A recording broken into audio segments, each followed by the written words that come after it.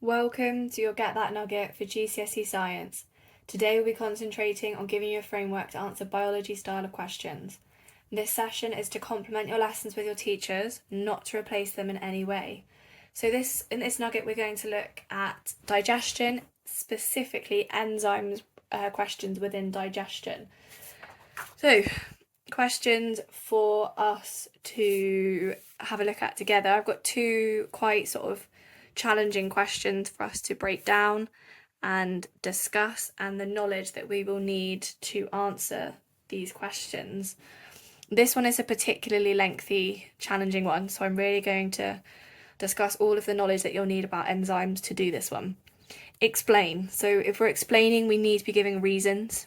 We can't just be stating, we need to give reasons. So I'm just going to write myself a little note straight away. I need to know why. Why, whenever I say something, why is that happening? So, explain how the structure of enzyme, so we need the structure of the enzyme, is related to the effect of pH on the activity of amylase. Now, amylase is sometimes called amylase, other times it is called carbohydrates, but we'll come back to that.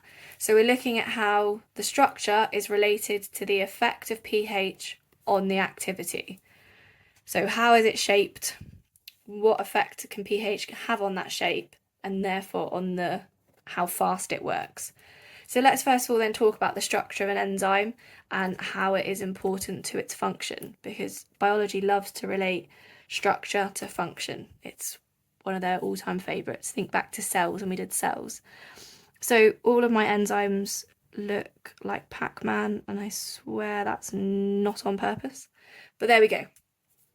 There is my enzyme, and you'll notice there's sort of like a bit of a cutout section, and the cutout section here is where the enzyme is going to do its job. And the job of an enzyme is to be a biological catalyst. And a biological catalyst means that it's a living thing that speeds up reactions. So we're going to write ourselves a little note about that as well. So we're going to check that up here.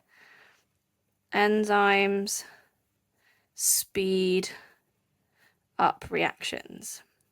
Now, luckily for us as well, they don't die in those reactions or get used up. They can be used again and again and again. And then most of the time when we think about enzymes, we think about them taking a big thing and breaking it down into smaller things. But they can also take the smaller things and build them into big things as well. So here's my enzyme, the thing that speeds up my reactions, and that means that it must have a special thing, and that is the active site. And the active site is really important because it's going to have a really specific shape, and that shape is going to be specific to the substrate. So this was basically supposed to be a triangle, so now the only substrate that's going to fit is that same shape. They have to be complementary. If I had a substrate that was like this, that's going to come along, meet this enzyme, and it's not going to work. It's going to have a whole other enzyme of its own that's got a shape similar to that. Okay, it's like a puzzle piece. They have to fit together. You can't make them fit, nothing like that. They have to fit together perfectly. They have to be complementary. So, structure related to the effect of pH. So now we get into this effect of pH.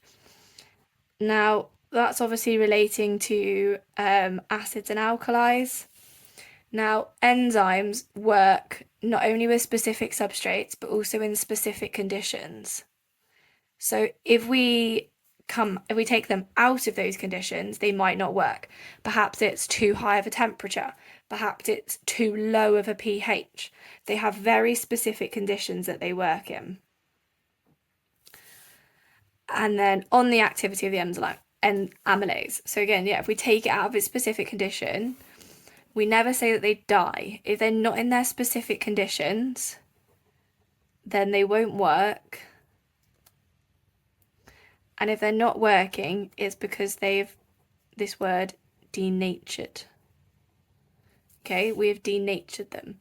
Now, when we denature them, what happens here is that we change the shape of the active site, because that's the only way that it works. So that's the only way to get it not to work, is to change shape of active site.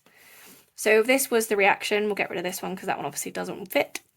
This was the substrate and it was going to break it down into, I don't know, let's just say sort of that part of a triangle. That's really bad. It's breaking it down to those two parts there, basically splitting in half was what I was trying to get at. If this now denatures because I've taken it out of its perfect conditions, this active site is going to change shape. So let's say now it looks a bit like that. That substrate is no longer going to be complementary. It's no longer going to fit. So it's not going to work. Okay, so it has denatured. And now, so that was that part. So I mean, this got a chunky part to this question on the activity of amylase. Now I did say earlier that amylase also has another word, or another name, sorry, and that is carbohydrase. Now, this is an enzyme that's found in your digestive system, and would you believe it, it breaks down carbohydrates. So it breaks down larger carbohydrates like starch into glucose. So I'm going to say here, starch into glucose, like so. Now, amylase is really cool because amylase starts working in your mouth, and that's because it can be produced in your salivary glands as well as your pancreas and your small intestine. All enzymes get made in your pancreas. Your digestive enzymes also get made in your small intestine, and then amylase or carbohydrase gets made in your mouth. You've also got protease, which again, shock horror, breaks down proteins. And then proteins are made into amino acids.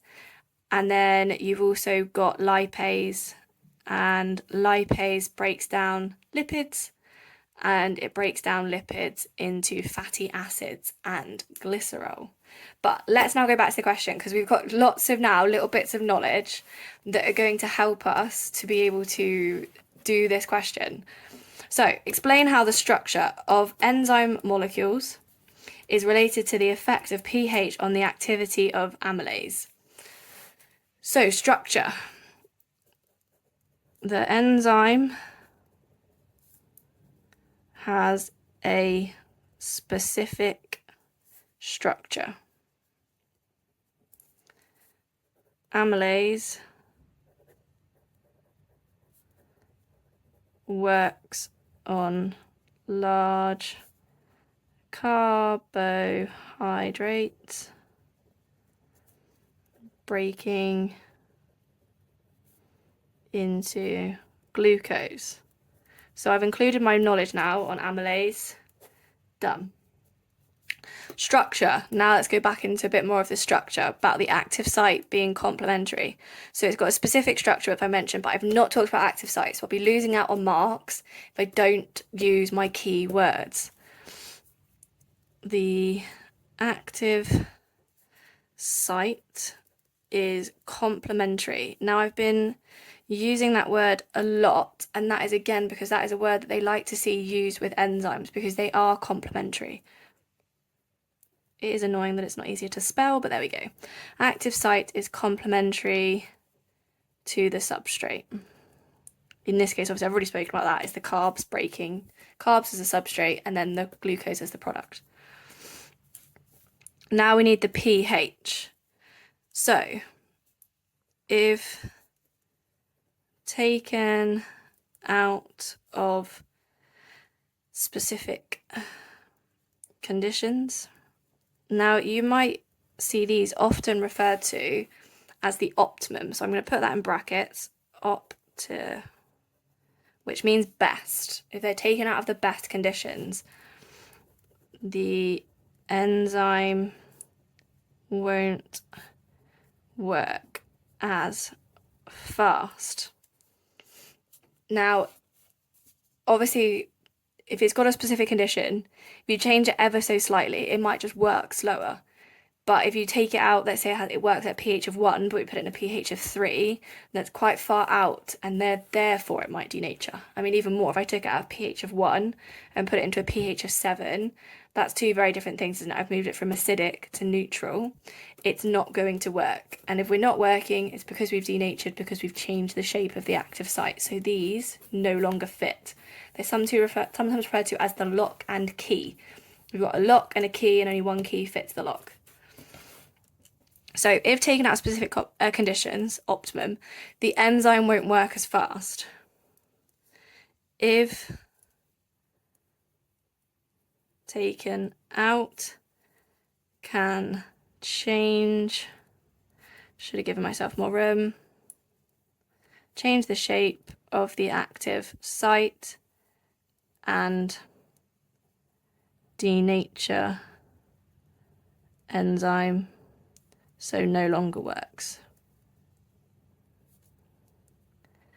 Now, good point to mention, if you run out of space in the exam, there's often lots of pages at the back, and you can do sort of like a little star here and say see back, or a little star up here and say see back pages, and then you would just write your question number. So you'd write question number 1 on the back page and then literally continue off, and the examiner would mark that like so. Be careful. It's how I've done like so. You have to be very careful, because what they do is they often only give exam markers this part to mark, and they don't see this part. And if they didn't see that part, then I would be losing out on all that information. The examiners don't see it, so can't mark it. So do be really careful of that. And if you have done that, try and make it really obvious that it's part of that question. So that answers that very convoluted question with a very hefty answer. I've not done bullet points this time, I've done paragraph. You can still put that as bullet points, sort of how we have done round the outside, and that gives you lots of background knowledge on enzymes.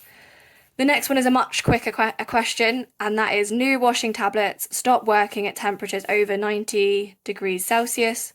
Why? And this comes straight back to up here what we were discussing. We've taken them out of their specific conditions. If we've done that, they aren't going to work, which is what they've told us, because they're going to denature, because we've changed the shape of the active site. It's no longer complementary to the substrate, so they no longer fit perfectly and it don't work. And washing tablets, would you believe it, often have enzymes in them. They're the biological ones as opposed to the non-bio stuff. So why do they stop working? And I'm going to go straight in for that word denature, because I know it's going to get me marks. And even if you forget all of the rest of this and write the word enzymes denatured, it could, well, it's about a 90% chance it'll get you a mark. So enzyme has denatured as shape of active site has changed. Means substrate no longer fits, so no reaction. Again, I'm putting in almost more detail than I need so that you have all the detail you need. But why does it not? Well, because the active site's changed, because the enzyme's denatured, so the substrate is not going to fit. And you can see here, I'm using all my keywords. I'm using denatured when talking about enzymes. I'm using active site. I'm using substrate. I didn't say about complementary in here, but I could have. They're really key words to talk about. So those were some questions on enzymes, and I've got some questions down here for you to have a look at. Which enzyme breaks down proteins? Why does enzyme A not work at high temperatures? And then describe the lock and key theory. Make sure when you've done these, you take them to your teachers for feedback.